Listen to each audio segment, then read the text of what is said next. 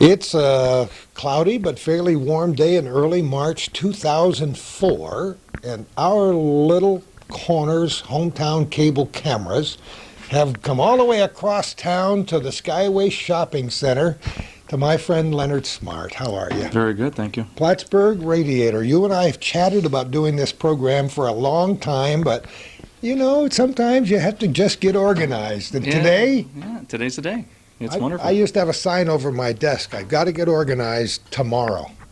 I probably will never get organized, but I'm so delighted that you've invited us here today. How you been? Very good, thank you. Well, you're we're looking lucky. good. Yeah. You're my hero. Don't ever give up. Thank you. You know, there are a lot of reasons why he and I are kindred spirits. And before the camera started today and standing outside restaurants and different places over the years, we've discussed the reasons for our bonding. We both have a passion for old vehicles, old cars. Oh, yes. Oh, yes. And it just happens. A couple of years ago, my son Rodney came running into my house. I didn't know if he had a serious illness or had just won the lottery, and it was hard to tell because he was having trouble getting his breath for a minute. He said, "Your truck. I found your truck." Some of the people who know me know that we used to build old cars when we were kids, as almost everybody did. Buy an old car, my first car, and I just found a picture of it last night, 39 Ford Standard Coupe. Oh, nice cars. And had a lot of fun in Moira building that. And later on, we bought a couple of old 34 Fords. One a four-door, a la Bonnie and Clyde, with the suicide doors and the whole 9 yards, and then a 34 Ford truck. And we dragged those cars around for years and years, always with the dream of restoring them or making street rods out of them or something. And of course, Kay and I were sidetracked just for a little while, like 30 years or so, raising a monstrous family. And, Big family, yeah. So when it's a choice of buying trim for the 34 or several loaves of bread, Bread wins every time. The bread wins every time. Mm-hmm. Long story short is the truck ended up here. And you've been working on it for how long? We've got 4 years in it, and in a 4-year period, we have 2 months on it. That's how distracted we've been getting with moving the shops, building bigger garages at the house, building. The gentleman that owns it, Jason LaValle, built a garage with his father 2 years ago, and then last year helped his father move into his new apartment and remodeled that. So that took two summers there. And 1 summer for me at my garage, and it's still not completed. It's a 30 by 68 garage, about a 9-day. Oh, boy. Yeah, huge garage, 2-story. See, people call it the new town of Plattsburgh garage. And, I love it. Yeah, it's quite huge. It's quite huge. It's still it's built big enough to to house some of the cars that I own now, including my Jaguar and a 56 panel delivery I just purchased from Gary Montpelier's brother Jay, and. We're going to rebuild the 56 panel to a street rod.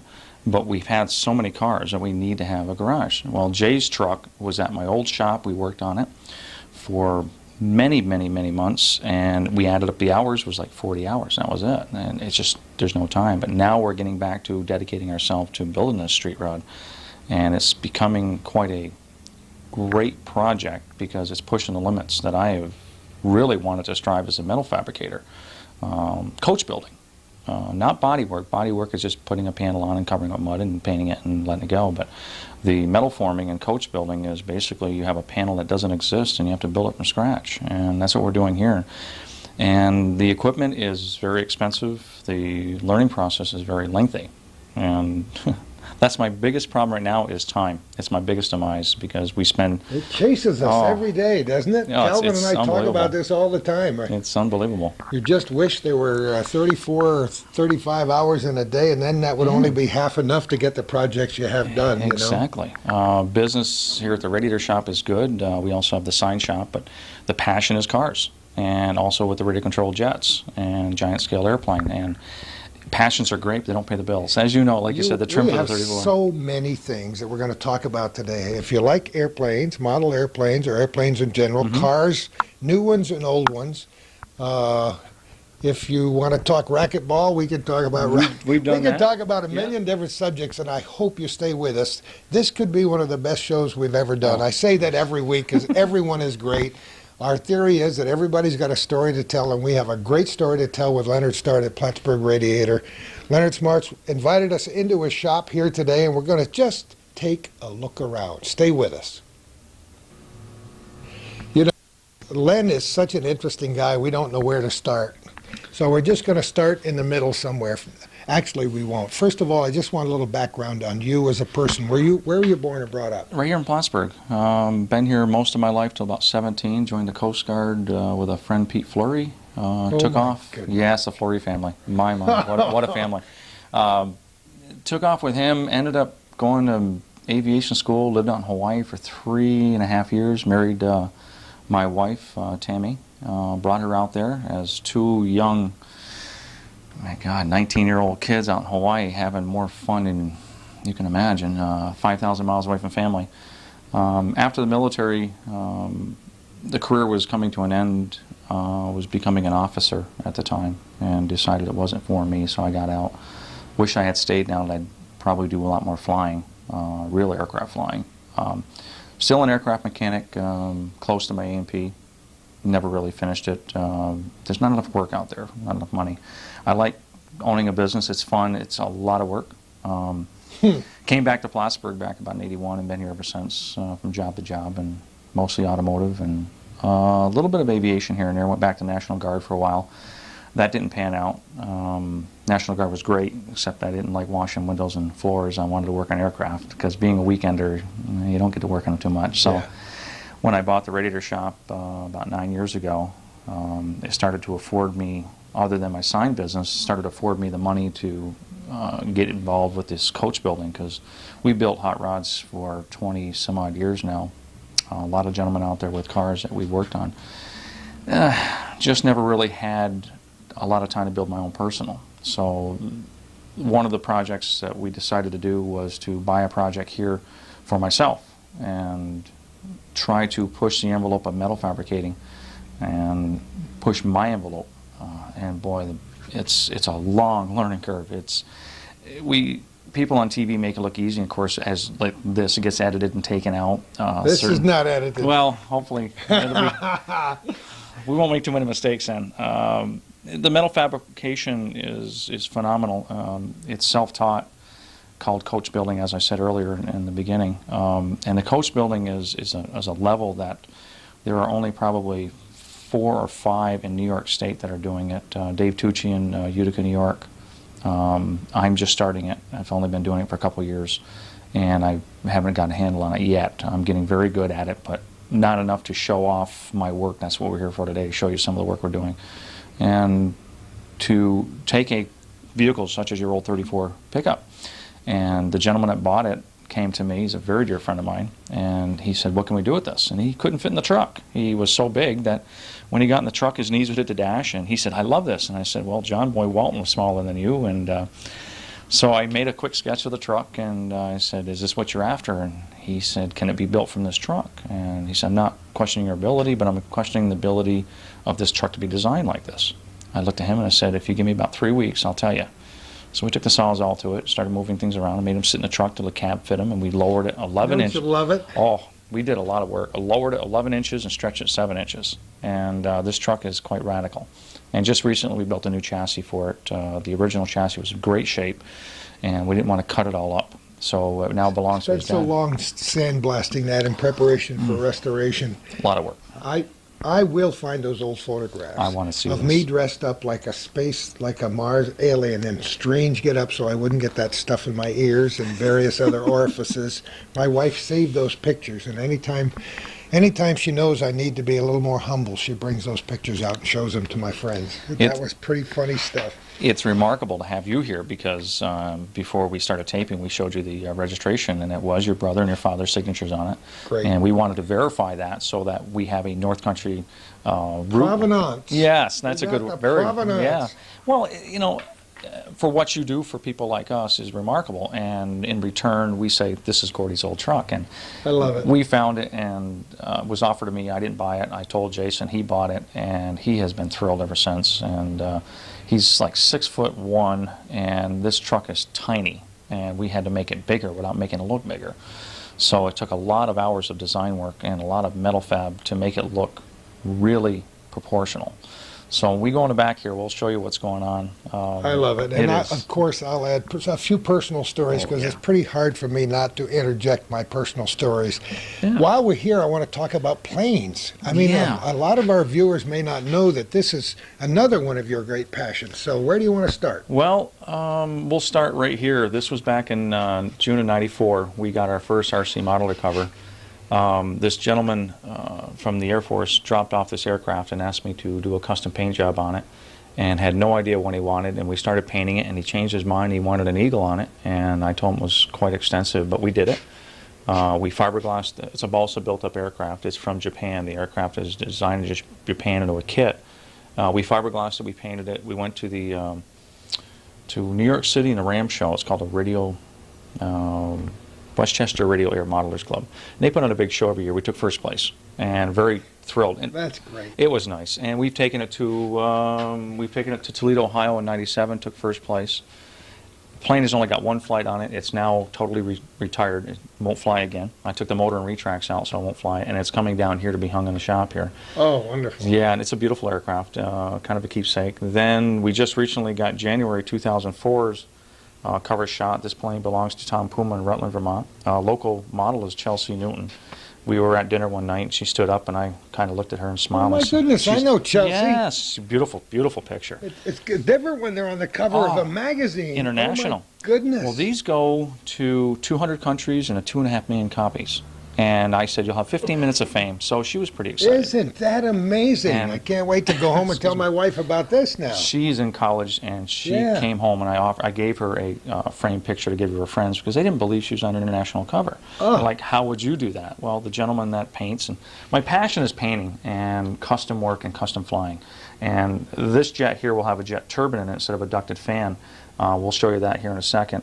Went to numerous shows, went to Rutland, Vermont, Rutland with Green Mountain Jet Rally, where I took People's Choice with an unfinished aircraft. And Maynard. How do you do that? Oh, how do you take People's Choice with an unfinished aircraft? You pay enough people enough money, they'll give you anything you want. I'm just kidding. It was the oddest looking aircraft. A 104 is called a Widowmaker. Yeah. And in order to win the award, you had to fly the jet. Well, it hasn't been flown yet, so we had to fly the jet. And we did what we call the most unprofessional landing we've ever done. And it was the first time we flew it. We did very well with it. We fixed the landing gear after we bounced it several times. Maynard Joubert was there. Let's talk about Maynard. Oh, my. If it wasn't for Maynard and my father both, I get a little choked up. Oh, that's okay. That's natural. What a guy, huh? Oh, what an absolute guy. What an influence on that sport. Not only the sport, but in people in general. He's standing here at the pilots meeting, and I'm just standing off to the side, and this is his Phantom, and there's my jet there. And the funny thing is that day after I flew mine and got the award, Scott Foster from Foster Motors in Middlebury had a Phantom come out, and Maynard was so excited. He wasn't going to bring his Phantom out. Well, he did. He brought it out after seeing Scott fly his. Maynard wanted me to co-pilot it. So co-piloting a twin-engine ducted fan takes about 15 steps to get it off the ground. So he says, okay, since you're my co-pilot, would you co-pilot? I said, sure. So he gets ready to take off with this thing and grabs Scott Foster and another gentleman from another area to co-pilot. And I said, you don't need 3 people. Doesn't he go down the runway, and he turns and flips the jet over and breaks it. And Maynard just put his head down. I felt so bad for him. Unfortunately, later on, he did crash the jet. It was an unfortunate. The cost of these are extremely expensive, but Maynard, being the person that he is, bought another one and put it together. Probably one of the most influential people in the radio control model and in kids in general. Between my father doing what he did for me to get me in the sport and keep me going, and what Maynard pushing me every time we go flying, we would, like I was telling you earlier, he would do a maneuver and say, Leonard, come here. And I'd walk over. And he'd challenge me. He says, can you do this? And I'd grab my airplane just like, and I'd do it. And I said, no, I can't. So he'd show me how to do it. And then I'd practice for a couple of weeks, and I'd show Maynard something different. He'd say, well, I got to go practice. So each week we pushed ourselves. Within a couple of years, we're at levels that we never expected to be at in flying. Just wonderful. Went to Belleville, Ontario shortly after with the same jet. Did very well there. Been written up in a lot of Jet International, which is an international organization that really pushes the advancement of jet technology. And now we're flying these aircraft with turbines on them. And they're identical. I'll show you one here in a second. They're identical to a real 747 turbine. Just they sit in the palm of your hand for anywhere from $3,000 to $5,000 just for the motor. Very expensive. Isn't that Oh, amazing? the cost of these things are Wow. phenomenal. A regular ducted fan's about $2,000 to get it in the air. A turbine starts around $5,000 and works its way up. I've met a gentleman that's flying a twin turbine Rafael from Venezuela. I can't tell you the exact price on it because the prices vary depending on the deals you get, but 2 turbines are $8,000 right alone. So plus the price of a $4,000 airplane, so it's a lot of You money. could cry a lot if you miss and hit the ground. We have cried a lot, trust me. Maynard and I have pushed each other right into the brink and putting them right in the ground, and it happens because if you're going to fly, you're going to crash. It's part of the sport, and you just get on with it. And we just are lucky we're not inside of them, so we just kind of just use it as a. Don't worry about the finances unless you're really finance orientated. We just basically say we have a budget for an aircraft and we'll fly it, and if it lasts a year, 2, 3, we'll go with it. We should tell our viewers who didn't know Maynard that he's no longer with us. No. But he was quite a guy, and as you said, touched an awful lot of lives. Passed away a couple years ago. Yeah. Broke my heart. Stopped flying for a year. Did you really? Yeah, I didn't have the ambition to fly. That's an amazing tribute to a guy. We went down to New York City for another, and every year in New York City was fantastic. He'd walk into this Coliseum, and people from all over the world, Maynard, how you doing? A big See that? handshake, and he was revered as probably one of the top builders in the modeling industry. Some of his airplanes that we saw were magazine covers, museum pieces. Wrote some articles for RC Modeler. Nice thing about RC Modeler, following in Maynard's footsteps. I got 4 more covers to do. I've got Really? 4 more jets to do. Now I'm Oh, going to be doing an wow. article for them on custom painting. They asked me to do that. Unfortunately, we've had a few setbacks here with a few items, and we are behind schedule this year, which is all right. We're going to pursue this and continue on with this because the passion is still flying and building and painting. I enjoy flying more than anything. The flying part is fantastic. It must be. If he ever takes a second to pan around, some of these planes are 3rd scale, giant scale stuff, huge. We've got a twin engine Phantom upstairs that is as big as the gray aircraft he's photoing right now. That's Really? that's 3rd scale. 35% Carden is the aircraft manufacturer. It's a 300. You'll drop an incredible amount of time and energy in something like these. I bought it as you see it just to practice with because I'm going to destroy it. I'm going to do what they call tail hanging and prop hanging, where the aircraft will just hang on its prop like a helicopter right in front of you. You can do your 3D maneuvers. And they always say have 2 or 3 backups. So don't get crazy with the paint jobs. Just leave them alone and paint them. Is that the way it works? Yeah, because you're going to go Oh, through a lot of aircraft. And that's why a lot of them almost look the same because they all fly the same. And I usually have 2 or 3 of the same aircraft. Gets a little costly. Some of them are like the orange and white one here is a Staudacher 300, very similar to the 300L here. Flies pretty much the same, but there's no motor, no servos, because that becomes extremely expensive. So when I crash an aircraft, I'll take the motor out of that one and put it in this one, and next weekend I'm up flying again. If I had all the money I needed, I'd have them all ready to fly, and that's just not possible. Let me show you the turbine that we're flying over here now. I'd love to. Yeah, Calvin over here. And, You go that way, and we'll meet you over there as we just come around near the front door at Plattsburgh Radiator. By the way, for those people who just turned their TV on, we're talking with Leonard Smart, Plattsburgh Radiator in the Skyway Shopping Center. And we have so many topics to cover today. We're just having so much fun. All right, this is what now? This is a Bob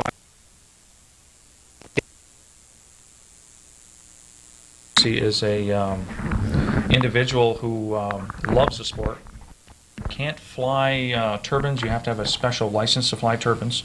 The American Model Association will not allow anyone to fly in a meet or any sanctioned place without a license to fly these. So Bob Jesse saw the potential in me and asked me if I would get my license so I can fly his jet. Incredible amount of building time. Like I said, the expense is way up there, so you want to be pretty proficient. This aircraft here is a total kit. Quite complex. Oh, my goodness. Oh yeah, it's. Oh, my goodness. This is not something for the faint-hearted or light-hearted, however you want to put it. 2 fuel systems on board. One's propane to start the turbine. The second one is jet fuel, white kerosene with oil to keep it running. It has an onboard gyro, onboard computer, which we can download information like airspeed and the fastest this plane has been is 240 miles an hour. You have got to Recorded. be Yes. kidding me. That's I have never- absolutely incredible. It is. It is. You can download information like how fast a turbine is turned. The fastest it turns 120,800 RPM. That's at full throttle. So that's 2,000 revolutions a second. So that's really moving. Onboard gyro to keep it pretty stable. We've had 22 flight. I've flown this 22 times, and now it's in here to be custom painted and going on the cover of RC Modeler. We picked a model who's going to model it for us. We picked some of the prettiest women in the world, and they're all locals. They have to be local women, and we would like to expose everybody that we can. We'll show her at a later date after we get her on the cover. This is the turbine. That's what it looks like. This is what it looks like. This is the heart of the whole operation. We keep it covered to keep all the dirt out of it because they're rather expensive. This has an onboard starter, so when we stick it inside the aircraft, I just flick levers and snap switches, and it automatically starts all by itself, runs to 50,000 RPM, then drops down. We've had fantastic results with this. It's called a Jet Cat P120. It's got 27 pounds of thrust on a 17-pound airplane, so she goes Yes, vertical. even I can understand Vertical. that. We've had the luxury of going completely out of sight till I lost the aircraft. Come on. Literally lost it. Bob Jesse was standing next to me. He co-pilots me every flight. It's his aircraft. We were getting it trimmed out so that he can eventually fly on a buddy box. He won't touch it. He's just so he's after he saw the speeds of 240 miles an hour, he said, "No, baby. this is too fast." We took off, went vertical, and I told Bob, I said, "I'm not going to pull the throttle back." And before I blinked my eyes, it was gone, just completely out of sight. So Bob How got. high would that be? Oh, it was well over 3/4 of a mile. You. In probably about gotta 3 be. seconds. About one, I counted 1,000, 1,000. I said, "Oh, she's gone." And Bob just started laughing. He said, "What do we do?" I said, "Well, I pulled the throttle back and I waited to see something." And I just waited because eventually it'll slow down and fall. And about 20 seconds, 30 seconds later, it came straight down. And we saw it. We just flew it right out and kept it on flying. And we won't do that again. Quite scary. Did you swallow your heart about 16 times? We've had some close moments with What this a aircraft. deal. This is, unfortunately, the canopy blew off on the 5th flight.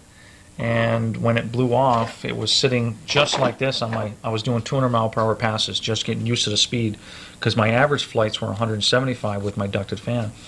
So when you go to a meet, you want to be comfortable. As we made the flyby, the canopy was just like this sitting on it. And my eyes got really big, and I said a little bit of profanity. Oh my God. And next thing I knew, the canopy ejected, and it blew off, and it filled the whole cavity full of air, which there's fuel tanks in here, and blew the bottom of the fuel cover right off. I almost lost the aircraft. Fortunately, was smart enough to realize what would happen and made the arrangements and landed the plane without a problem, got all the pieces back. Next day, we're up and flying. Thank God. The canopy wasn't broken? No, flew right off, landed right in front of us. It blew off right in front of us. We couldn't have asked for a better day. Oh, my goodness. Fortunately for me, since I'm nicknamed the hired gun, Bob Jesse had just purchased a King Cat, which is identical to this, but twice the size. This is 64 inch. The other one is 80 inches, and the fuselage cover is pretty much as table. It's all built. It's in Florida right now. He's finishing it up. He's bringing it up for another custom paint job, and that's one of the covers. This turbine would work on both, but we're looking at a 47-pound thrust turbine. So a lot more speed, a lot more power. Yeah. Fascinating sport. This is the pinnacle of our sport. This is the best you can get.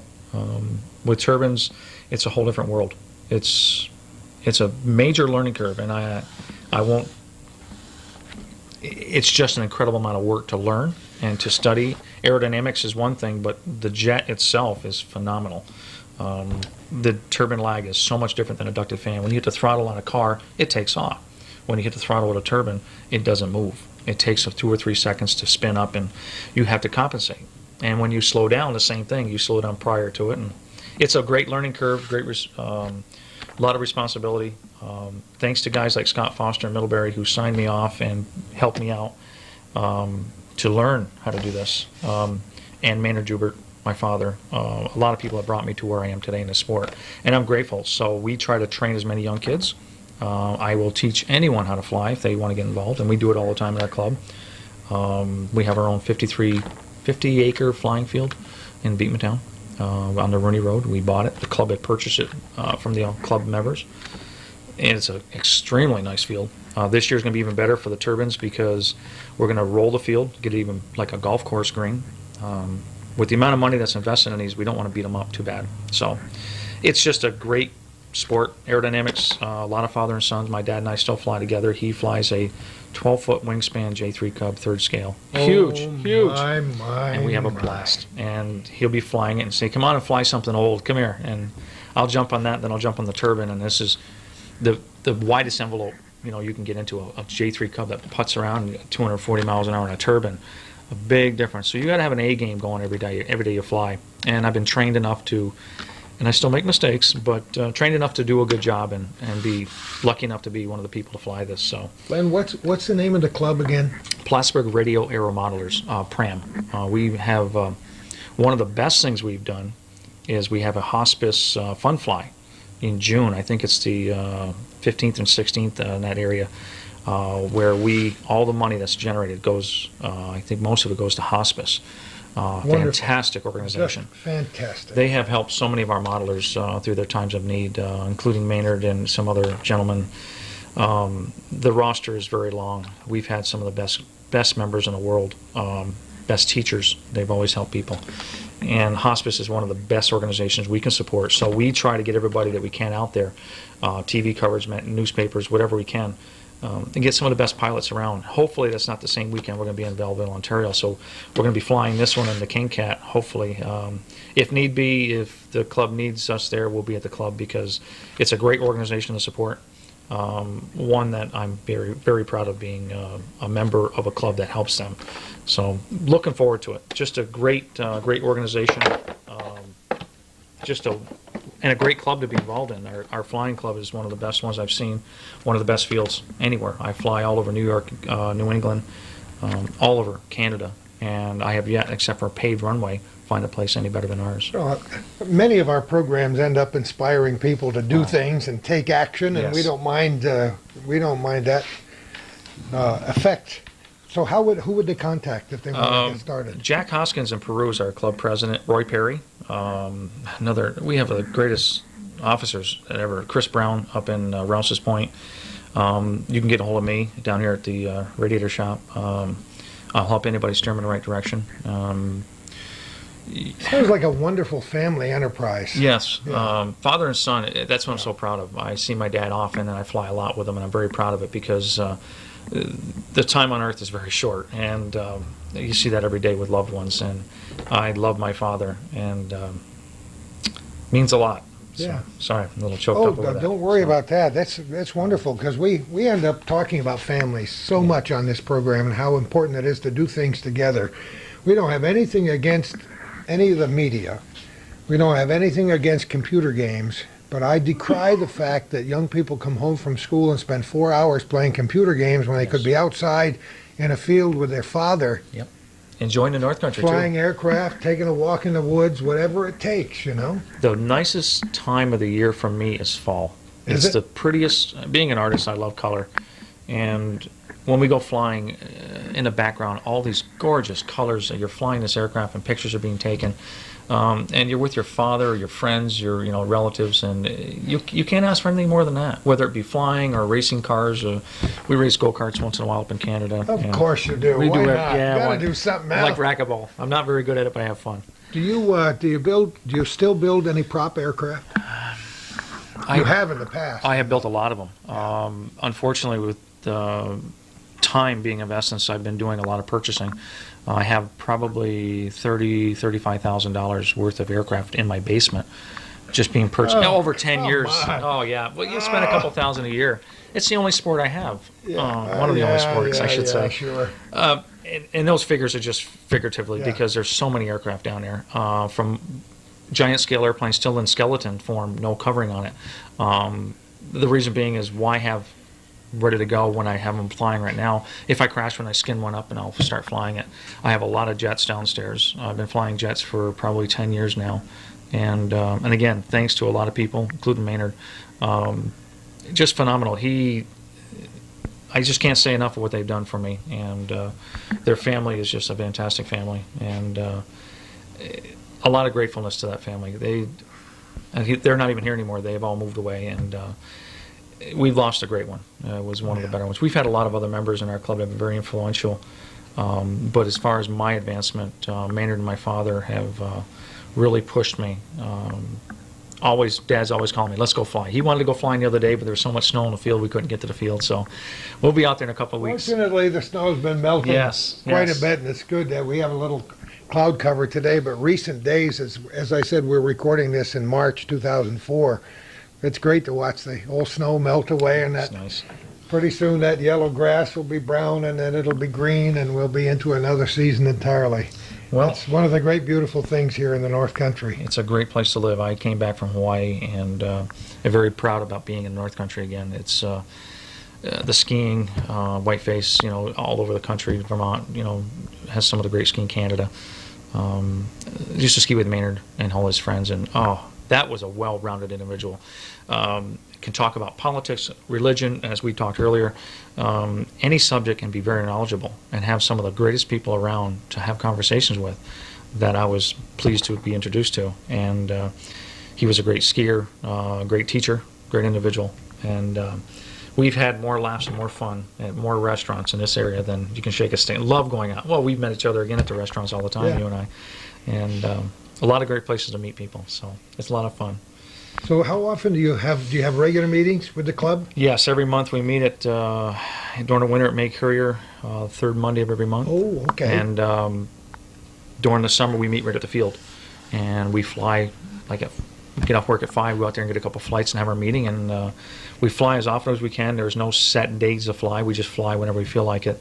With this jet, we were flying 3-4 times a week out there. I'd leave work a little early and get a couple of quick flights, and the adrenaline rush is. It must be. Oh, we're it's going to phenomenal. have to capture one of these. We'll have to give you a call. Yeah. one of Hard to these get on days when tape. you're out It's hard to there. get on tape, the speeds these things carry.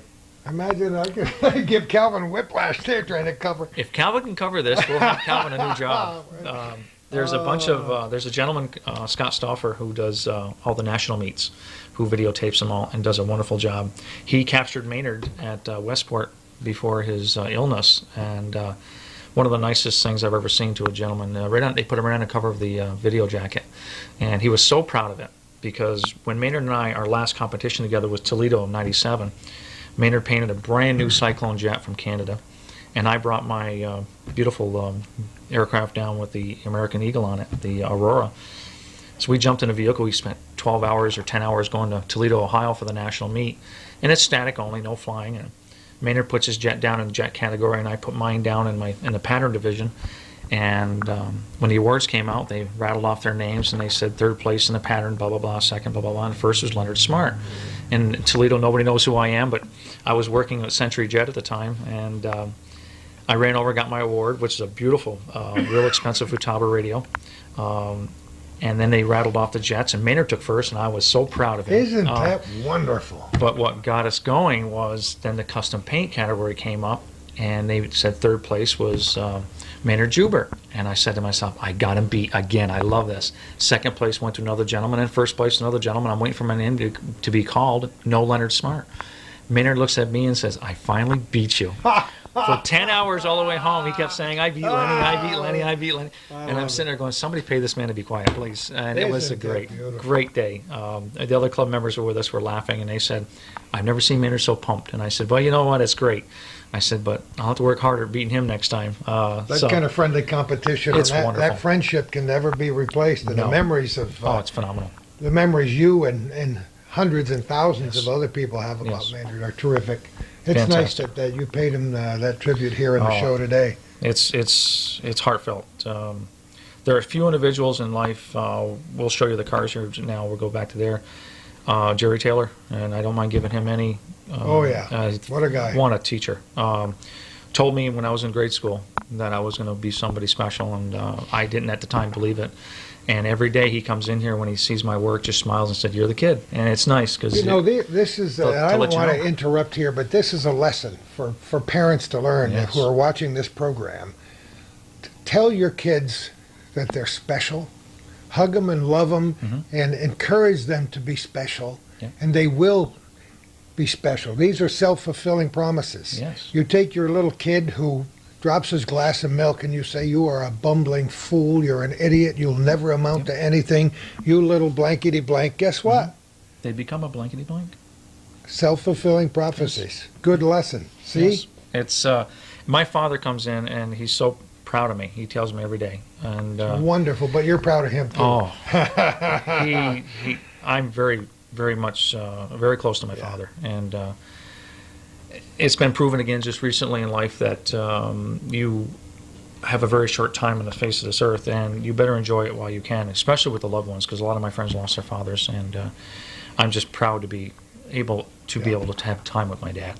And sometimes as young people, not that I want to pontificate again, but sometimes as young people you don't realize how terrific your parents are until they're older and you're a lot older and you're wiser. And we I talk about my dad. I mentioned him to you when you showed me that registration. What a great guy my dad was. So that's a good thing. Family.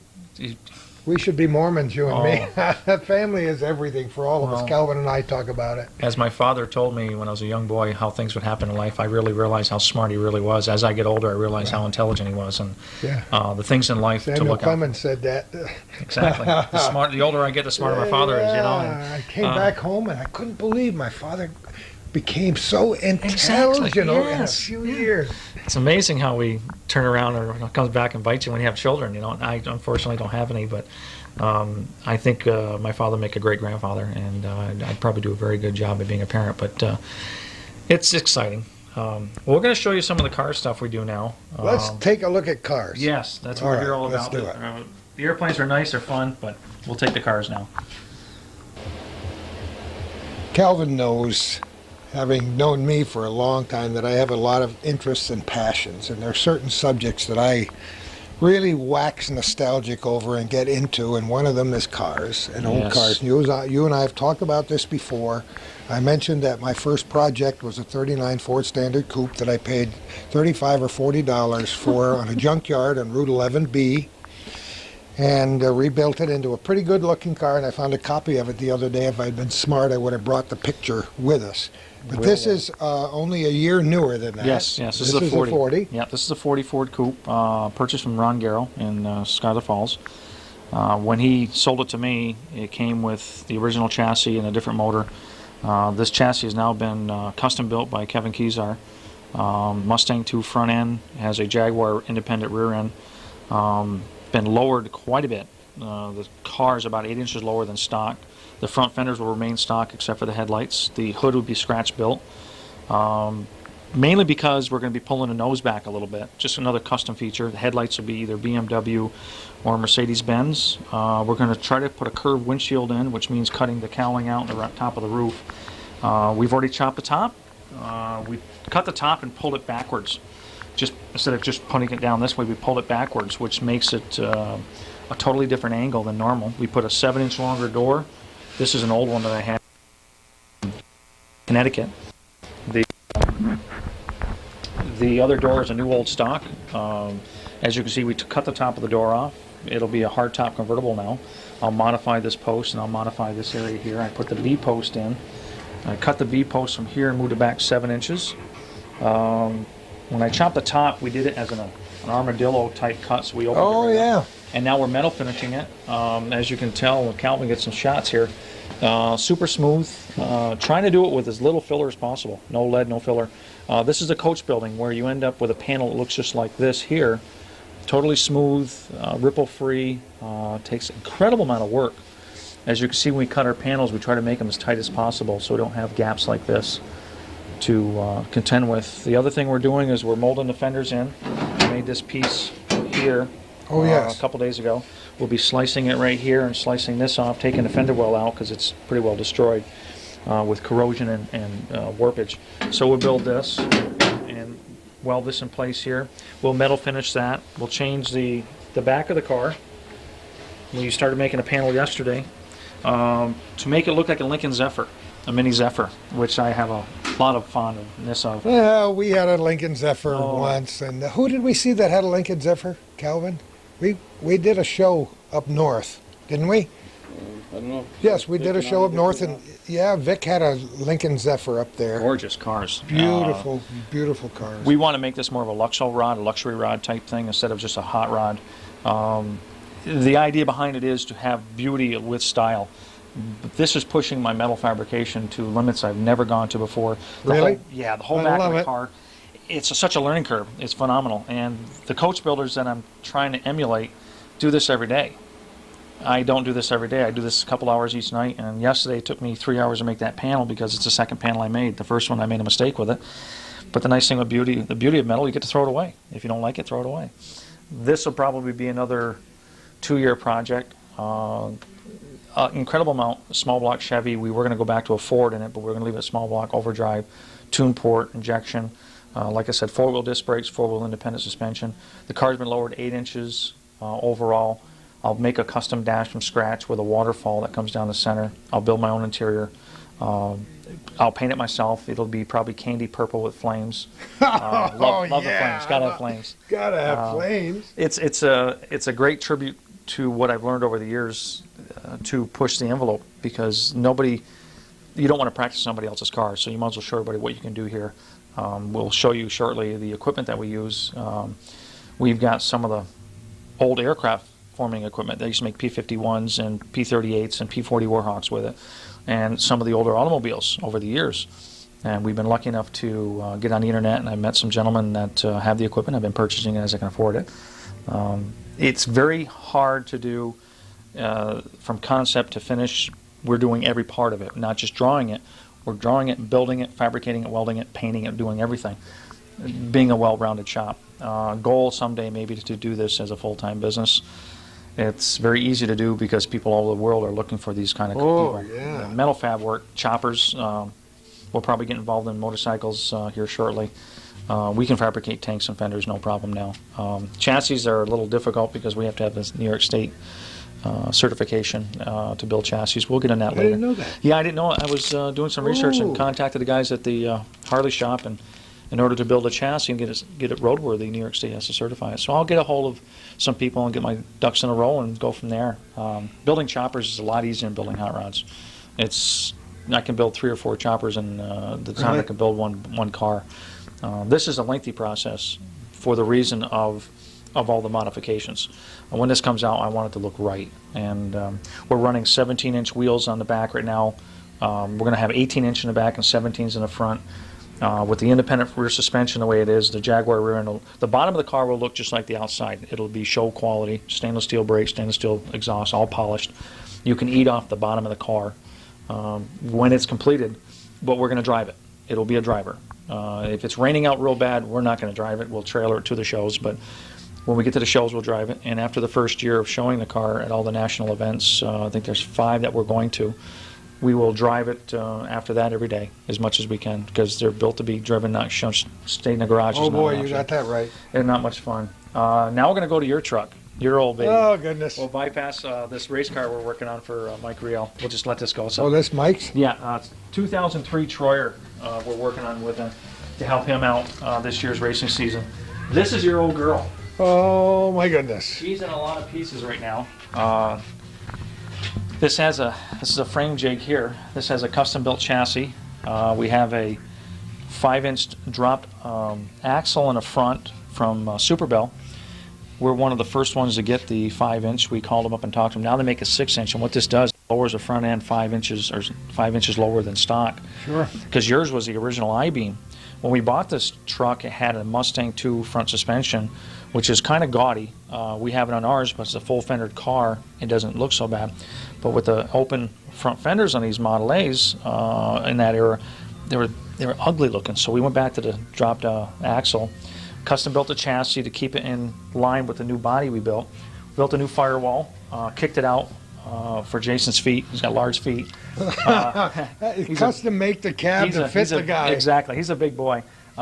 This is his first project. He's worked with me for probably 12 years.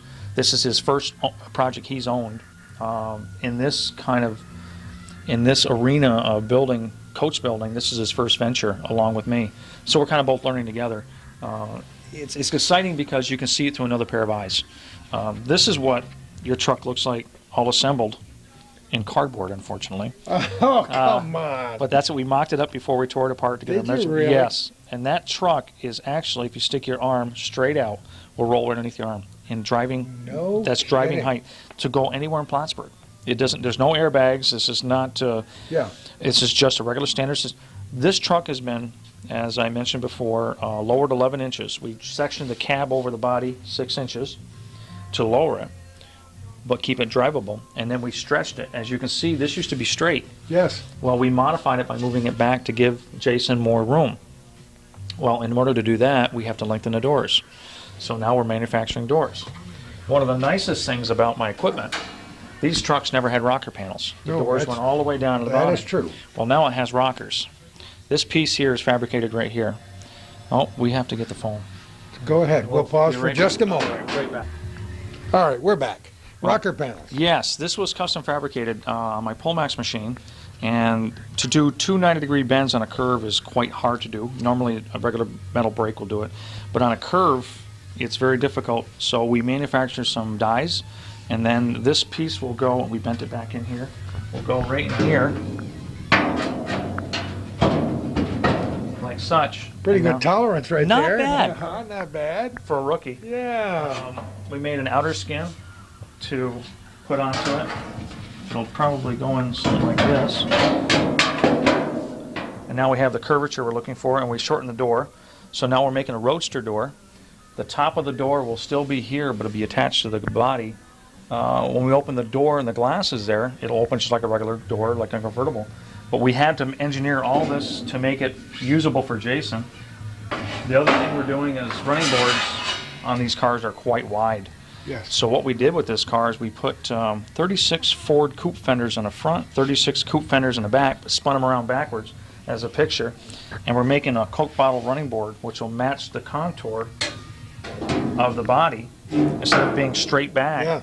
Because Jason's wife wants to drive the car and wants to get in the car and go for rides. With a car this low, it's very difficult to open the door and to stretch her leg out, so we have to make it convenient to get in and out of. Because once you lower these things, they become a real monster to get in and out. Yeah. It's a struggle, and this car is very low. From what I understand, you had a lot of stories with this vehicle, and it was important. We had experiences. First of all, I would love to show. I didn't have any idea that you had this registration. As our viewers can see, it's a 1956 registration with my dad's name. My dad was a Methodist minister in those days and a professional magician, but that's his signature and his name, Russell E. Little, John Street in Clayton, New York. On the other side, Russell E. Little, John Street, Clayton, the same kind of thing, but you can see the 34 Ford pickup, the weight, real heavy beast at 2,600 pounds. Huh? Lightweight Isn't compared to that some of the stuff we're building today. Amazing. And inside, the fact that he had turned it over to my brother James R. Little in North Bangor, and my brother was later a Methodist minister who lived there and had the truck there. As I say, we dragged these vehicles everywhere, hoping to restore them and never quite doing it. So it's a real kick for us to come here today and see what you're doing with this vehicle.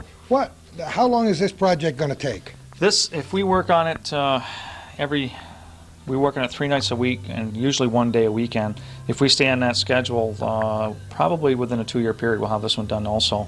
Our goal is within a year from now to get all the metal fabrication work done. The box has already been fabricated to a partial fabrication. Now it requires me to do the metal forming of the box. It's a scratch built. The original box we still have, we're just not going to use it because it doesn't fit the design of the truck. We were planning on bringing this to the Nationals in 2 years, along with that one, to debut both of these under the flagship of Customs and Classics, to show people the kind of work that we can do for everybody. We like to leave them semi-original so you know it's a 34 Ford, but in the picture, if you notice, we not only changed the A-post here, Oh, yes. and we kicked this out, we took the grill and laid it back 15 degrees to match this, and the box will be super smooth. No tailgate, but the box is so low that when he opens it up, his gas tank is available to him. The gas tank won't be located in your stock location. It's the custom part that we like to do. The original vehicles are great to work with. They're hard to drive over a long period of time. They just don't hold up. We like driving a lot, and this will be one that can be driven every day. It has a Chevrolet 4.3 V6 in it with an overdrive transmission. Not too shabby. No, well, we had to make a smaller engine compartment. So we're going to put a V8 back inside, but then we have to lengthen the nose, and it wouldn't work right. So we decided to put a V6 in it, a tune port injection, fuel injector of some sort, overdrive with a brand new, we'll show you that right now, a brand new 9-inch Ford rear end with disc brakes. This is the frame still being built. We got some pieces to build here, and we got to finish the back half with the shock mounts. This is just to keep it in line. A lot of work in the chassis. We had to replace the panels in the back because they were all rotting. As you can see, the rust that's there.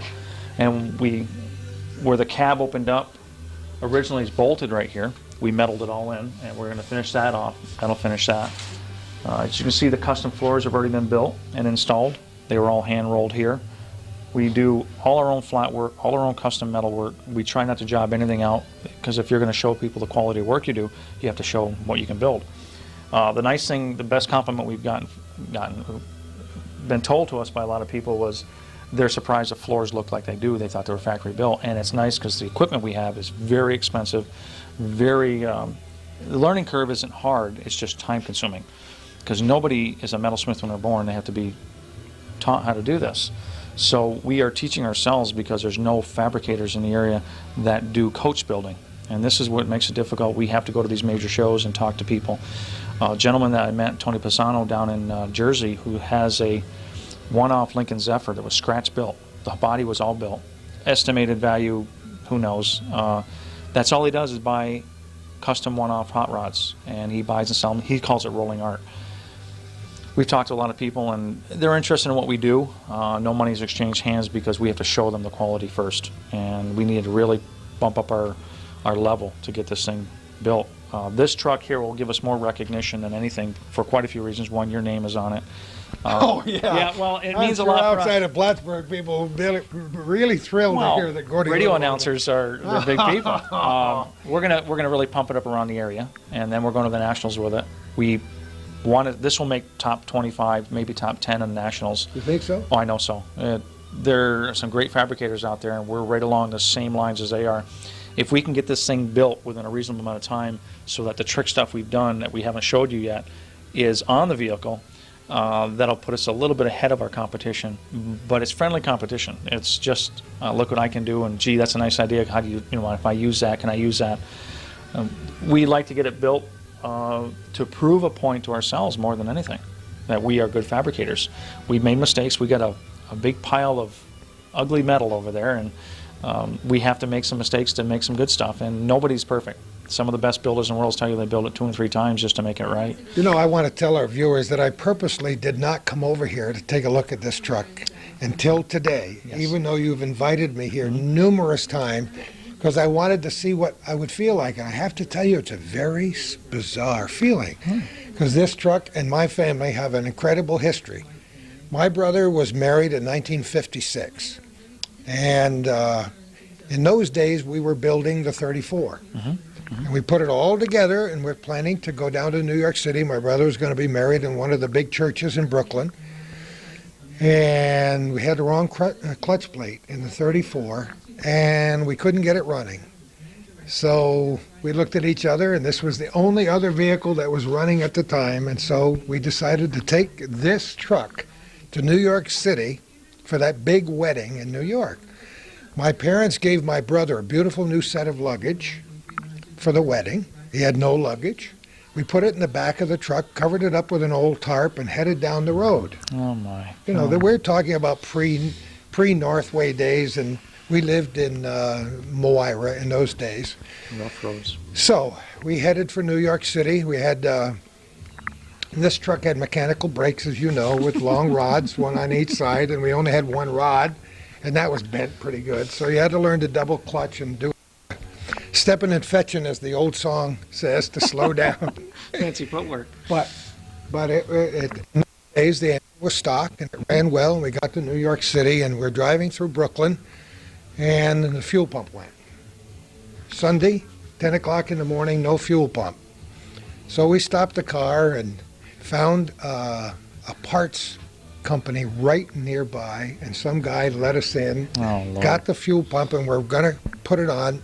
My brother put it on right there on the side of the road. And so we're just getting ready to move again, and we see some red lights flashing behind us. And it was a cop, a Brooklyn City cop. Want to know what these guys are doing under a truck. an old truck On on Sunday. the streets of Brooklyn on a Sunday, thought we were ripping things off. And he saw those brand new suitcases in the back, and he knew we were criminals for sure. My brother said, no, I'm going to get married. The guy said, yeah. He put the cuffs on my brother, threw him in the car, in the patrol car, said, you kid, you follow me. So I started driving through the streets of Brooklyn at breakneck speed, and me with no brakes. And I'm trying to follow him to keep from running over people and pets and cars and curbs. And we got to the precinct station. They got us outside, took everything from inside the vehicle, the tools, spread everything out on the road, searched everything. Those were pre-drug days, so I don't know what they expected to find. And then, and only then, did my brother take out his ID and show that he was the assistant pastor, minister of one of the biggest churches in Brooklyn in those days. And the guy then, of course, apologized and put all the stuff back together for us. That's rare. And we went on and had the wedding, and somewhere I have the photographs of this vehicle parked in front of that church on the day of the wedding, looking exactly as it did in 1956 with the wooden racks on the back and the same new luggage. And later on, I attended Clarkson for a year. Before, that was one of the schools I attended where they wrote me a letter and said, don't come back to our school, don't come back to our town. You know, Were you that bad? Those were you that bad? No, as the movie says, we bad. No. And so this truck has been a lot of places, including late night dates and cemeteries, and memories flood through your mind when you come in and see a thing like this. And I'm so delighted that something is happening with this truck. Thank you. Well, Because it ended up up near Clayton, and I brought both vehicles back to my house, and they sat in my yard for years and ended up in Wiggletown, as you know, our beloved Treadwell Mill. Mills, yeah. And the 34 four-door ended up in Ohio. I don't remember the guy's name, but he drove here in a snowstorm and put it on a trailer and took it away. And this ended up in this area for a while, and then Ended up in our shop. show you what goes around comes around. Here we are in early 2004 in your shop, and here's the truck. It's a real pleasure to be doing this project for Jason LaValle, because he has helped me over the years, and the type of person that you are have helped a lot of people, and it's just like a giving, paying it forward, and this is what it's doing for me. And Jason is the type of person that deserves this kind of recognition. I'm just lucky enough to be able to do the fabrication work on it. It's real pleasure to have you guys come out, because we hope we didn't ruin the truck too much for you, and hope you I love it. I love it. Don't you? It's You hot know, rods, you know. It's, if I had had the money and could have, of course I would have restored it. But I've built hot rods, and I love hot rods, and I have nothing against doing whatever is necessary to take this to the Nationals and bring home some bacon. it would be nice. The time is our enemy. The financial part isn't so bad, but these hot rods get quite expensive, and we have to do it as our budget allow. Can we tell people what it would cost to do a project like this? Is that something we can talk about? Yeah, I can tell you my part of it is Yeah. $60,000 to $80,000 in metal fab work. Oh, come on. Yeah, 2,000, 3,000 hours right off the bat. The value of this truck will be about $150,000 to $175,000 when it's done. Yes, we're going to push probably $200,000 when this is done. And when you start taking trophies with it, then you start getting offers, right? Right. That's also not only trophies, is magazine covers. When you get magazine covers, the price goes up. Obviously, that's a big thing. See, now I never thought of that because I haven't even looked at Hot Rod magazine for 40 years. Our you know? Bible. We eat, drink, and breathe through the magazines, because it's a great place to find the guys in California, the guys in Washington, Texas, and Florida that I don't get to meet. I do go to Charlotte quite a bit, to the Nationals down there. Louisville keeps escaping me because of time. It's the wrong time of the year for me to leave here with the business. It's difficult, but I try to meet the top builders and the top people who own these cars. Usually the top 10, Jason and I will go to the national meets, and we'll pick out the top 10 before they're picked. And within 80% of it, we're usually right 8 out of 10 times of which ones win. We know what goes on. We get to meet these people, become friends with them. A lot of them are just buyers. They have a very thick checkbook. They don't build anything. Yeah. But a lot of them we talk to the fabricators, and that's where we get all information from, what equipment to buy, what's new on the horizon, what they've done. We go down to Tushy's down in Utica, and he'll give us information like, this is the one we're building for the Riddler, and the Riddler is an award and a place to go, and I think it's Chicago, Detroit. that the car cannot be photographed whatsoever in any form. Not with camera, TV, cannot be published, cannot be in public eye until the car is finished and delivered to the Riddler. And if it wins, it starts, you win $7,500. That's not a big deal when you have $200,000 in a car. This truck could be a contender. It would take an incredible amount of work, and we're trying to go to that level. It's one of the two vehicles we're building at this level, which is very difficult to get it perfect. I mentioned before, Gary Montpelier is building a beautiful 38 Ford. It's a good name to throw in our It is. discussion today, because Gary's been around here for a long Fantastic. time. He had recently purchased a Polmax, the machine like a mini power hammer, and some other equipment. And we do, I was just up this weekend helping him put the body on his chassis. He did a chassis that's just spectacular. He powder coated and painted, and it's a cream color. And the body work is phenomenal. Gary is meticulous. It's just like in his aviation. To pick his brain, you better have some time, because this man's got a lot of information. Great person to have, to be affiliated with. We feed off each other. I went up the other day. I was so excited to see his car. The rake, the angle of the car came up perfect. He was real excited. I'm excited for him. The paint should be on it in about a week or two. Wow. Go up there and help him start putting it back together. Great individual as far as he's meticulous. He comes down here and learns and sees what we do. We're extremely meticulous. We're not perfect, but we're meticulous. We try to, you strive for it, but you never achieve it, which is great. Keeps you going. We have built a lot of equipment here to build these cars. Gary's built some. He's still building some. We feed off each other constantly. Jerry Taylor, I mentioned earlier, always comes in with encouragement. My God, he's so impressed with what we do here. And being an ex-shop teacher and always encouraging people to do what they can do. It's the name of the game. How can you not, with that kind of people behind you, you're bound to do well. You know, the interesting thing is, as you said before, this is a North Country vehicle. This vehicle didn't come from California or Florida or Louisiana. This vehicle started its life in 1934, no doubt was some farmer's work wagon in Franklin County, because it was purchased in the Malone area when my dad lived in Moira. And the same thing's true of the 34 four-door, which a farmer had traded in for a I don't know, a hay harvester or some piece of farm equipment. That he probably needed real bad. And we bought it right off from the International Harvester dealer in Malone. So these are North Country vehicles, and we just dragged around all those parts for years and years and years, and what a kick it is for me to have it end up in your shop at Skyway Plaza in Plattsburgh Radiator. Unbelievable. What? I want to see some of the machines you use to fabricate. Let me turn around here. This is the Polmax here. Let me show that radio out. All right, we're back in operation. What is this? This Polmax. is a Polmax, a 1972 unit. One of the biggest ones they make is a P21, which has a lot of adjustments on it. It's a metal forming machine made to build aircraft parts, body panels and stuff like this. I have purchased over the last year and a half a lot of dies that are extremely expensive. This is the heart of the whole machine. This machine is very heavy for a reason, because it actually takes 16 gauge metal and just beats the daylights out of it. Isn't that amazing? If you want to get rid of your frustrations, release some tension, get Good yourself way to some. do it, huh? There are, I'll skate in front of you here. Numerous, these dies here are shrinking dies. These are made of steel S7 hardening. These are made of phenolics for aluminum. These are identical to what these are here. And what it does, this is your bottom die, and the top die just comes down and beats the daylights out of it. And this little raise here will stretch the metal, and as you pull it back, it'll crush it and shrink it. And it's called tucking. And as you can see with the camera, that's pretty much the whole thing. These are made of phenolics because aluminum is very soft and you'll mar aluminum severely. Oh, yeah. We can make aluminum bodies now, and we're thinking of doing some of the stuff in aluminum. The Dirt Modified came in pretty well beat up, and it was a one-year-old car. The body panels were pretty well smacked.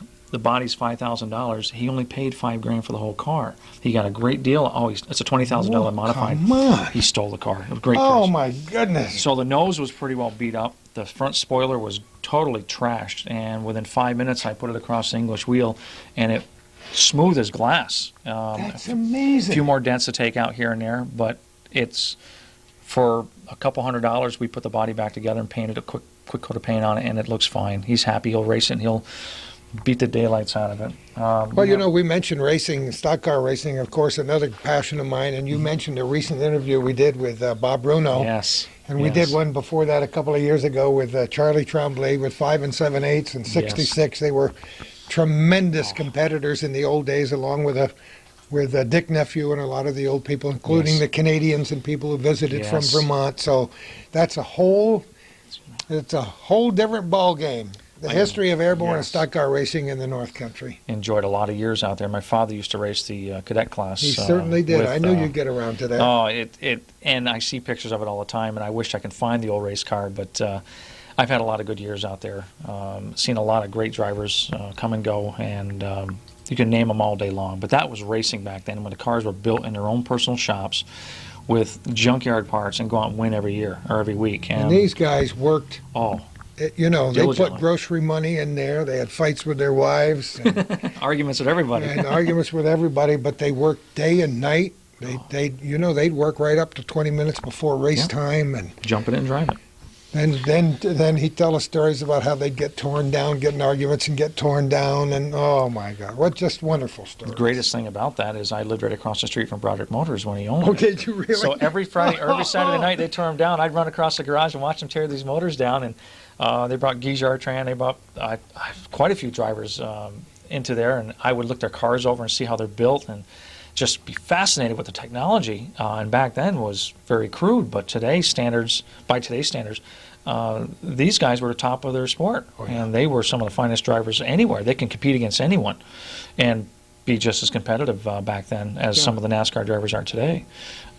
Great little place to live. I mean, every Saturday night was a thrill. Go to the race and run home, and my dad unload the race car, and we run over to Broderick's, and they tear the cars apart. It's a big deal as families, and I've talked about it on this show, so I won't belabor it now, but, you know, we'd load all the kids in the car, and we'd head for Catamount, or we'd go to Thunder Road, or we'd go to Fort Covington, or we'd go to Canton, or we'd come to Airborne. It was a big deal. Big deal. You know, I've got one of my sons lives in St. Paul, Minnesota. Very successful businessman, just celebrated 20 years with a major Fortune 500 company. Good for him. And if I were to call up and just say the words 5 7/8, he'd say Charlie Tremblay. He knows him. Because he had this little sweatshirt with 5 7/8 on it that he wore to the races every single week. He knew every driver. He knew how he had placed the week before in the features. As a little kid, it was just we've talked about family things, and those family things. It was great. The families were always there. Absolutely. You visit your cousins, your uncles, your aunts, your nieces, some of the outlaws and in-laws, as we call them. Yeah. You can name numbers. I remember 37 of Budman. Oh, my goodness. When he hit the wall and blew up and burned. Yeah. And it was just, those nights were exciting. That was real racing. And my father, the most exciting I've ever seen it when he was racing, they put him in the back of the pack, and within 10 laps he was like 5th place. And we'd talk about it afterwards, and he'd explain to me how exciting it was. So now I go up to the go-kart tracks in Montreal and I race, and I brought him up one night, and he has a smile. He says, "You like racing?" I said, "I would do it professionally, but it's so costly, and it's so much time. It's 24/7, and my passion is hot rods." While we're on the subject of Pomax, I'll show you. This was a flat panel about 5 minutes ago. That's amazing. And this is what this thing will do. It'll go in there and it'll take the metal and raise it up, and as you pull it back, it'll flatten it out, and you can make bowls. We're just getting the depth correction, depth in correct position, because you don't beat it up so bad. And then you can metal finish this, and you can roll it on an English wheel. We'll show you that in a second. Other dies, numerous dies. This one we just purchased is a doming die, and they fit like so. S7 tool steel. This is the bottom holder, and this is the top. And as you pound it and put the metal in there, it'll make another bowl shape. It'll come out like a walnut shell. It'll look disgusting. Within 5 minutes after that, you start plenishing it with another tool, and it comes out like a piece of glass. Smooth as you can see yourself. You can shave with it. These dies run anywhere from $250 a piece for a set to $400 for these. You can drop $600-700 for one set of dies. Wow. And then the ones that we have to make get quite extensive, very crude, because they're usually one-off for like your old truck. This is the die we made for the rocker, the curved rocker panels. Very crude, mild steel, but when it fits together like so, it'll make the two 90-degree bends, and this is the guide, and it'll run the metal any shape you want. It can be an S shape, can be curved, and just take your time and run it through 3 or 4 several times. We've used this twice. We made 6 rocker panels. Out of the 6, we got 2 real good ones. Oh, a learning curve. Now we no longer need them. But they're great because what we'll do now is send them out and have them professionally made and make them an S7 tool steel so that we can keep them forever. We'll change the differences on different dies. We'll have them machine the 3/4 inch that we're looking for, the 5/8 to a 1 inch to make them different depths. So it's quite interesting. Some of the metal fabricators all over the world do exactly what we're doing. They do prototype work and then they send them out. One of the other tools we'll show you right over here is a English wheel. We whipped this one together in a very short amount of time. It's not finished yet. We can take that panel we showed you on the back of the fender of the 40 Ford. Yes. I wheeled this yesterday with that. Builds up a lot of energy in the old arms. You I really bet feel you it. it does. These rollers, they run a couple $100 a piece, different angles, and every time you buy a curved one, a flat one, a really high peak to the art, it'll change the formation of the metal by just running it through here back and forth. And this wheel just crushes it and makes short work of it. A lot of adjustments in it. I made the frame very large for large fenders, large hoods, because we had a smaller one here and it just wasn't working out. It was too tiny, so I got rid of that one. The other tool that we can show you is called a plenishing hammer. It's similar to a pull max, but very, very, very tiny. When you do the metal shrinking and stretching on the vehicle, this metal plenishing hammer is an air pneumatic hammer that pounds against 2 dies that stretches the metal, which is nice when you weld it. You can re-stretch it back out, smooth it out. That's why the back of the car looks so smooth. And there's also another tool that shrinks it on the car. So that's another world all by itself. And I'm learning this every day. That's amazing. Well, it is. We'll follow you anywhere. Okay, all right. This is the plenishing hammer.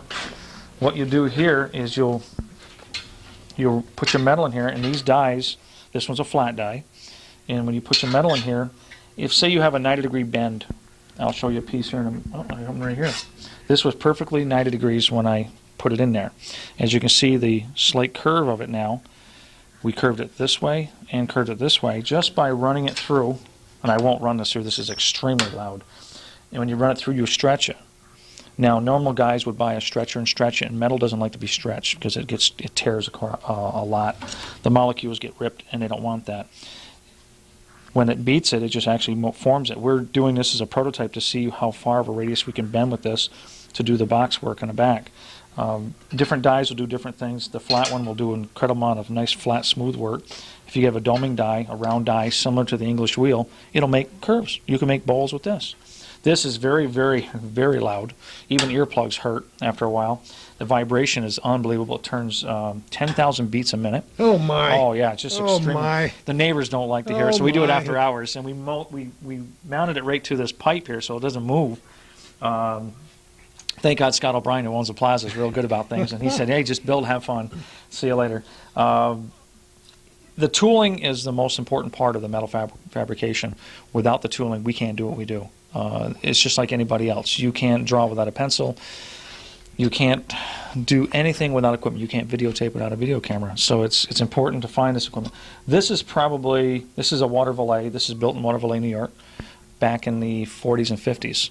And to try to find one of these, I spent 2 years finding this one, and I found it for $500. I was thrilled to pay the money. Found it online. A guy in Texas had it. The internet is amazing, isn't it? Oh, it's phenomenal. You got to be careful what you buy because sometimes it doesn't work. And these people are reliable metalsmiths. They're on a organization on the internet that we joined. The Polmax was purchased from Stan Fulton in Ashland, Illinois. That was $4,000 for the Polmax. Now the dies, you'll spend, like I mentioned, $1,000. Well, I'm batting an eye for a couple dies. Okay, we put a new battery in. We're ready. We're psyched. Good. We're energized. It is a blast. As I was mentioning before, the amount of money you spend on this is phenomenal.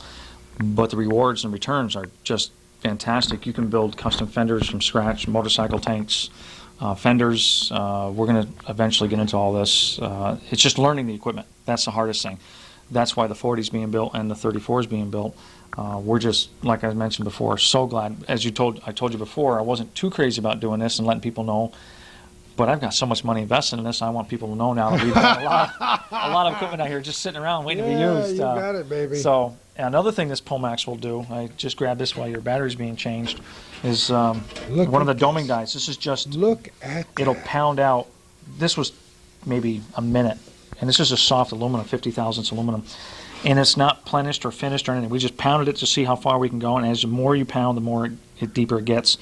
I did one perfect, then I tried to see how far I can go freehand with it, and it'll beat that. That was 2 seconds. No Just kidding. pounded the daylights out of it. It also cuts louvers, any length, any size you want. Well, this size here, but we ran it through just once. As you can see the marks. Yep. If you ran it through slowly, it wouldn't warp it. We just ran it through because we had the new die made. I was missing the louvering die, part of the louvering die, and I had it made locally here. And now we're going to send it out and have it heat treated to S7, so I can do steel louvers, I can do aluminum. One of the biggest things for a Pomax is shrinking and stretching metal. You can do it by hand with a stump and a ball peen hammer. Just when you do it production-wise, you want it as fast as possible. It's important to learn the equipment because, like I said yesterday, I made 2 pieces for that one fender, and one isn't pretty at all.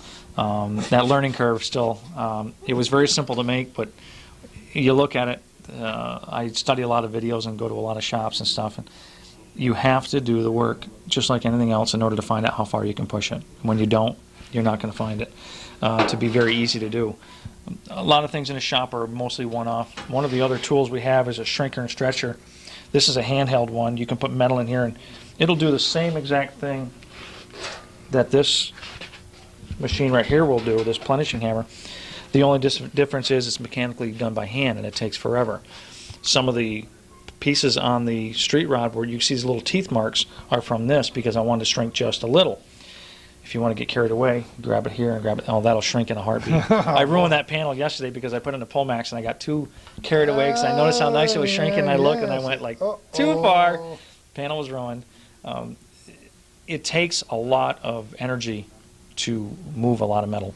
And the schooling, I just wished that I had some formal schooling, and I just found some new schools that'll teach people how to do this.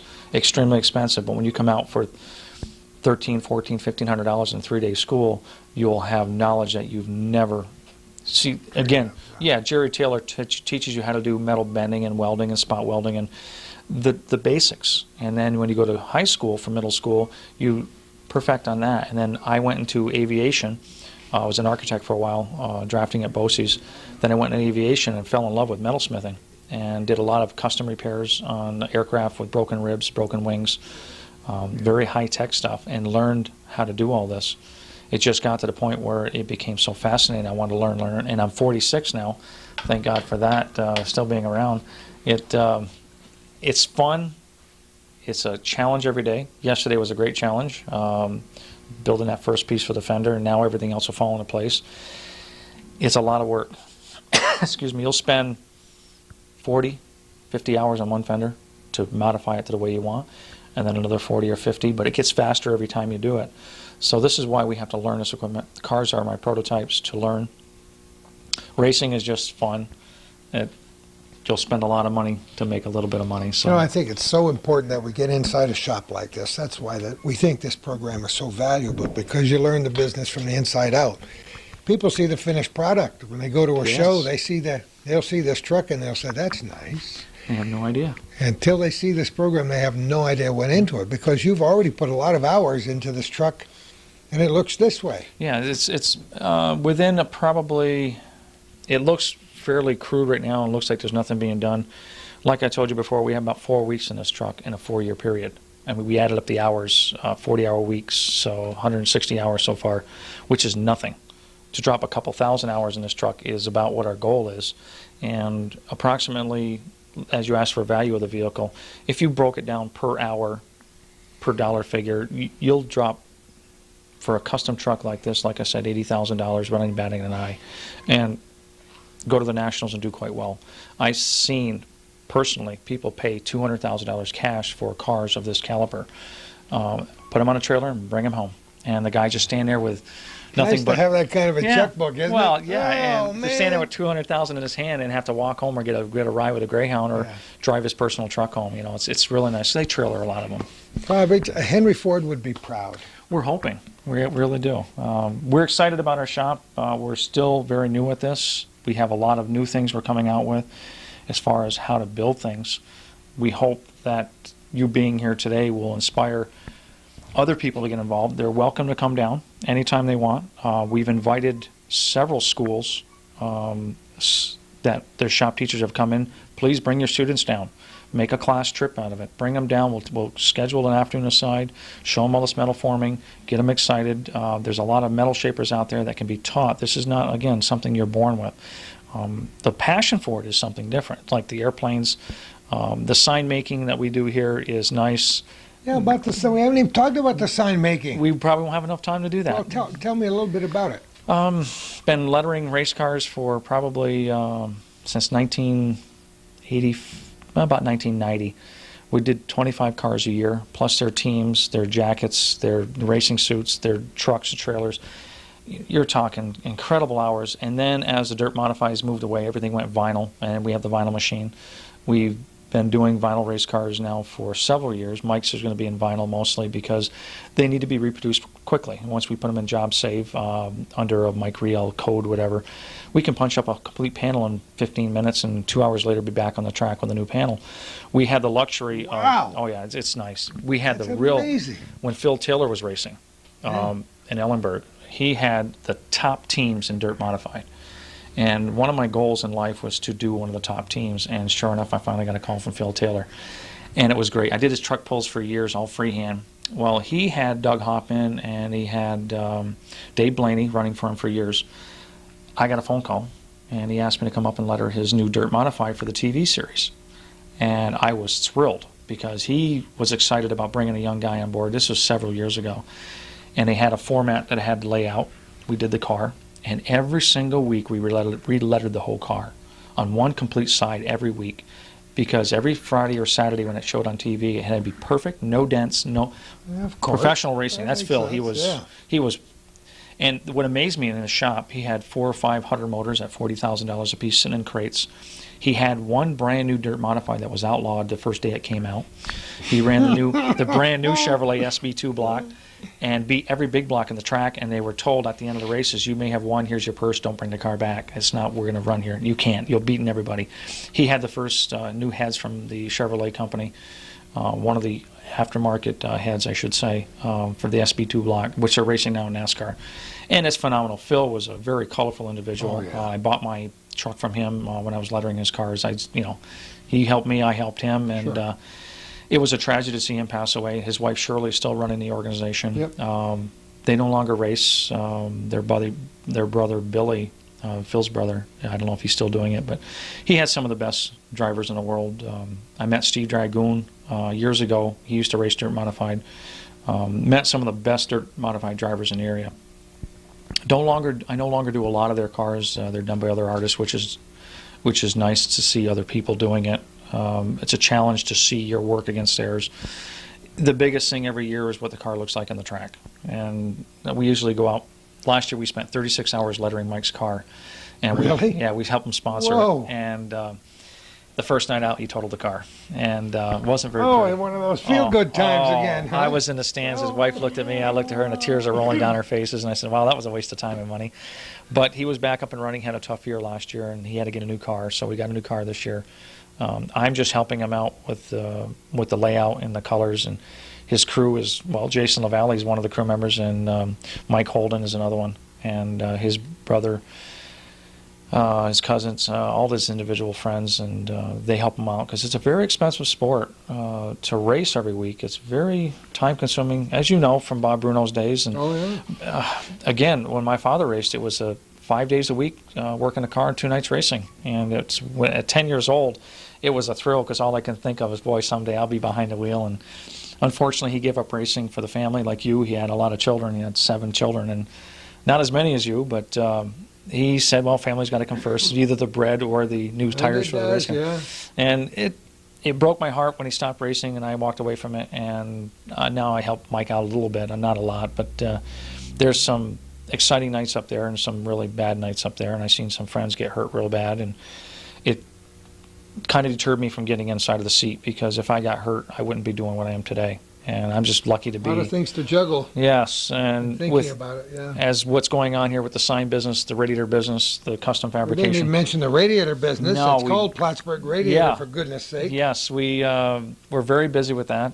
It's a very good business, buying and selling radiators, repairing, recoring. It's a very good business, very time-consuming business, and it takes a lot of energy to keep it running. So we do the cars at night and weekends, and it's a nice relaxation. Your spare Yeah, time, spare right? time. When the wife is busy riding the horses, I get to play with the cars, so it's kind of sweet. And Jason's wife rides with my wife, so it's great. Oh, no kidding. Yeah, so they own a horse. My wife wow. just rides with them. So it's nice. She goes riding with my wife, and we get to come down and work on hot rods. I'm a horse lover too. I've never owned a horse, but I seem to associate with people who love horses, always have. And She's got a great passion for it. isn't that It's- wonderful? She comes home some days and just, as she calls it, her little horse fix. And it's wonderful because true. I come home every night with the biggest grin. She goes, Yeah. "How'd you do?" I said, "Well, excuse me, yesterday I showed her the panel I made. It may not be a big deal to most people, but it's the beginning of the formation of the back of the car." Sure. And it's like when you have a good day of riding, or when you drive a race car and have your first win or something. It's real exciting. So we have our own personal goals that we're looking for, and it's nice. It's a real thrill to have people come in a lot here and say, "How's the progress of the hot rods coming, and how's business?" And it's nice because we have a lot of genuine friends that show up, and it's real exciting to have individuals that don't know we do this come in for the first time. And just shake their head and say, "Gee, it's just like the boys in California, except you do it here." The Jesse James and all these guys. We see them all. We've met them all. Most of them. We haven't met the big boys from Jesse James or Boyd Connaughton, or the gentleman that was on just the other night on Rides on TV.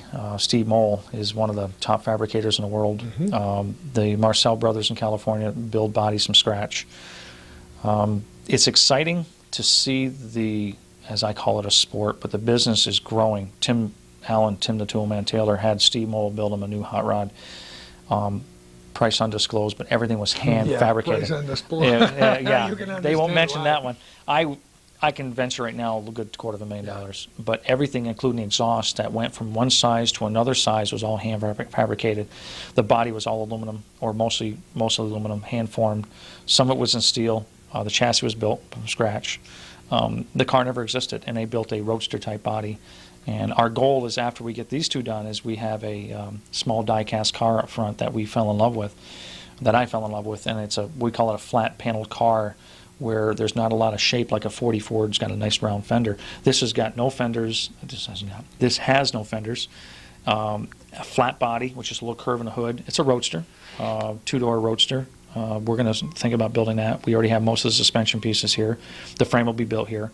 The suspension will be modified probably either through friends or businesses that we know. I can't do all the machine work. I have no lathe in Bridgeport. I don't have the room or the money right now because the metal fabrication stuff is very expensive.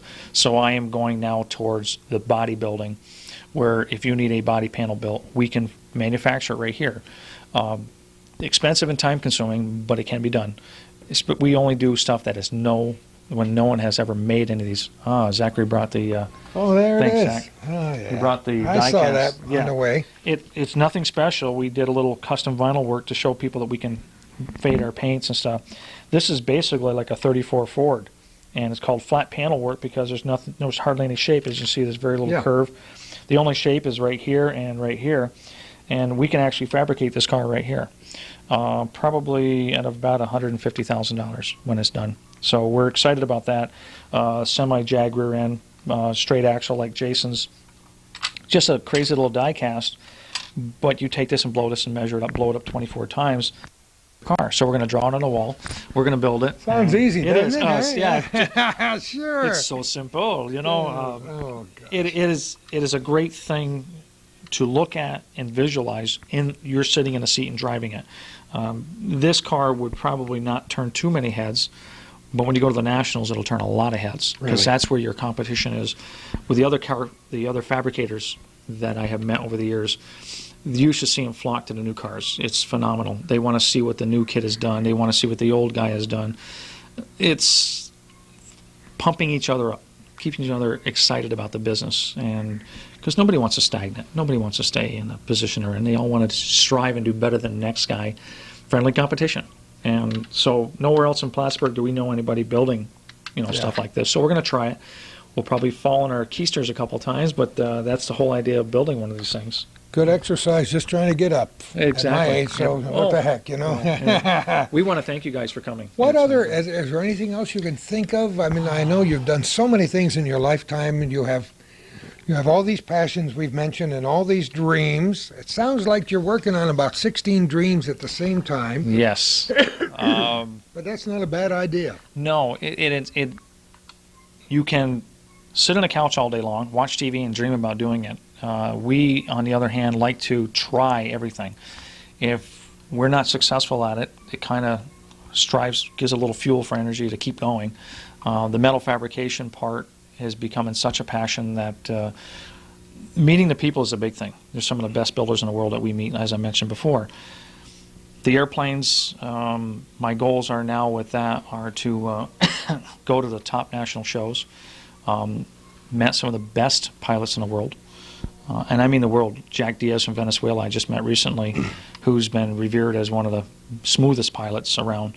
The new aircraft coming in, the King Cat, that's coming in a couple months or a couple weeks here.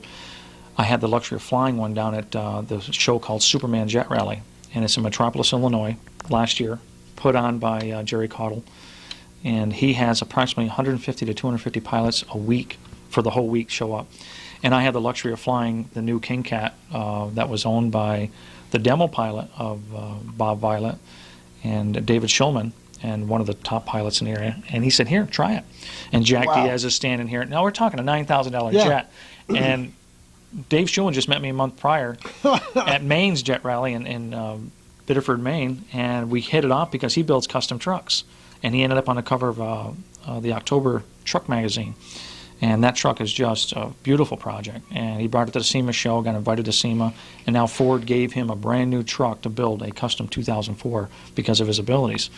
So we kind of hit it off there, and plus the flying, and it just, again, snowballs into, as you talk, that circle, from cars to airplanes to people in general, and it's great. And the horses to radiators. Yes, I'm not into horses. My wife is. That's all right. It's great that she loves it. I love it. I support her 100% because she does the same thing here, whatever it takes. This has been so much fun. Well, thank you. I hope our viewers can tell. I'll have this perpetual smile on my face. I've enjoyed it. It's great to do it. It's great to meet people like you. It's great to hear folks tell their stories. But this is one of the great stories that we've done. And we thank Leonard Smart and all the unseen people that help him out from time to time in the shop, and the support he gets from home.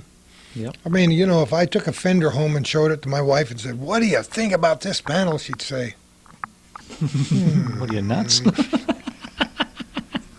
Wives are long-suffering sometimes. They are.